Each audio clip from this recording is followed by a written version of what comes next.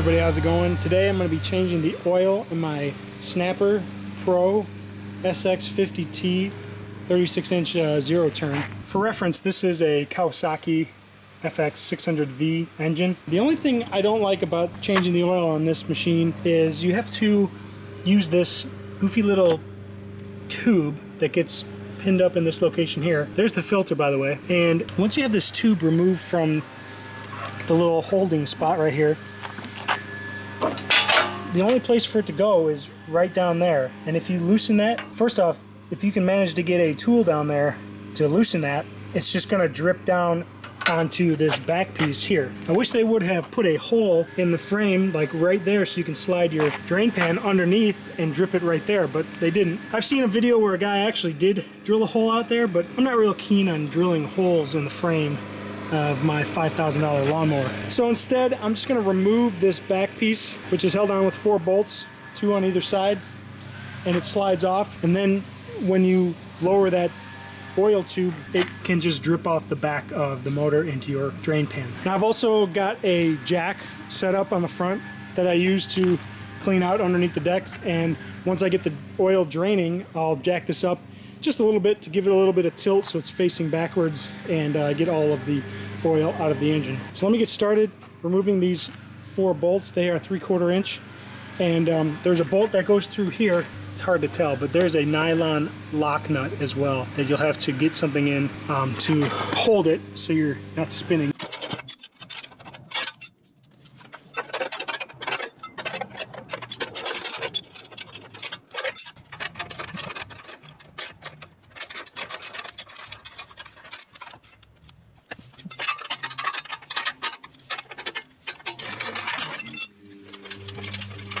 Then once you have those 4 bolts removed, this comes right off.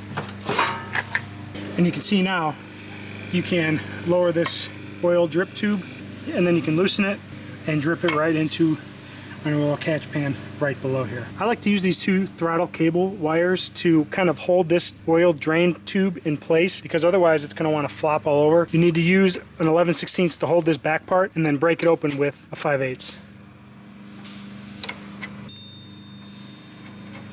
And I already warmed up my engine, so the oil should drain relatively easily, just like that. Now I'm going to jack up the front of the engine and make it drain out a little bit easier.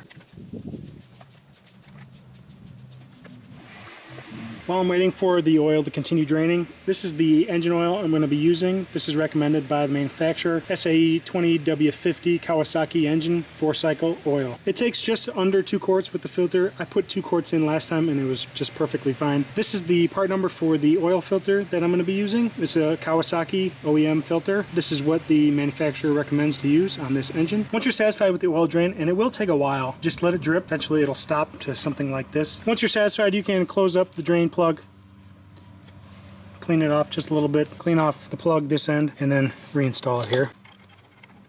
I'm going to take my 11/16 on the back and my 5/8 on the front,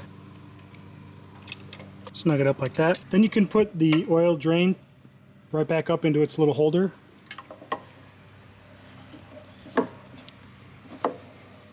And pull it up and get it up as high as you can. And now we're going to undo the oil filter, and it's going to drip on the back there as well, and it'll come out the back and drip down and make a nice mess back here. So I'm going to take my oil filter removal tool and make sure my ratchet is on loosen. I'm going to slip it over that old filter and then remove it.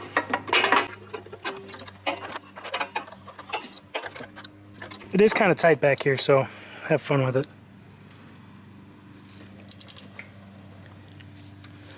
I'm going to put a couple of towels underneath the filter just to hopefully catch some of the oil that is going to drip out of that. Maybe that'll make less of a mess. As soon as it's loose enough, get in there with your hand and loosen it the rest of the way.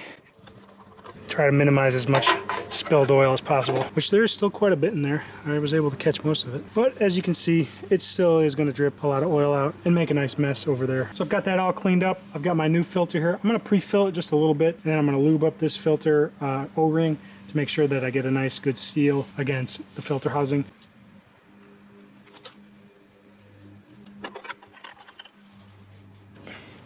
That's the best I can do by hand.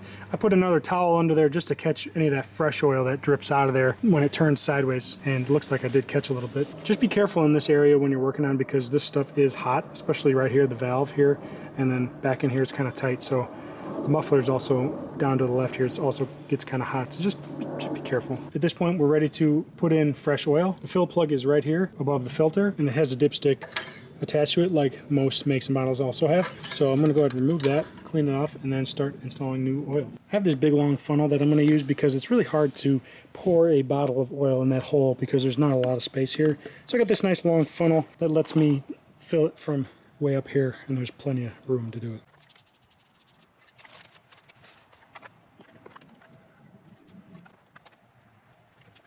The last thing to do is check the oil level, and the dipstick is incorporated into the oil fill plug. The way you check the oil level is by just inserting the dipstick into the hole without turning the threads.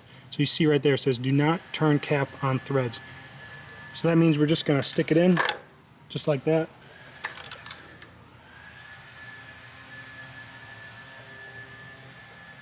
We're right at the full mark. I'm satisfied with that. So I'm going to put the dipstick cap back on, tighten it back up, make it snug, and now the oil is changed, and all I got to do is reinstall that cover on the back side of the engine. Pretty easy process, just line up the holes and install your bolts.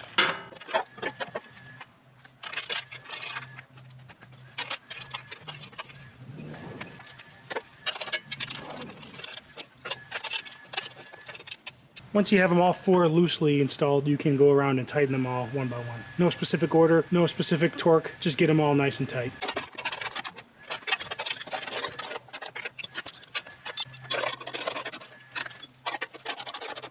Now all that's left to do is start it up, check the level one more time, and then you're off to keep mowing. If you like this video, give it a thumbs up.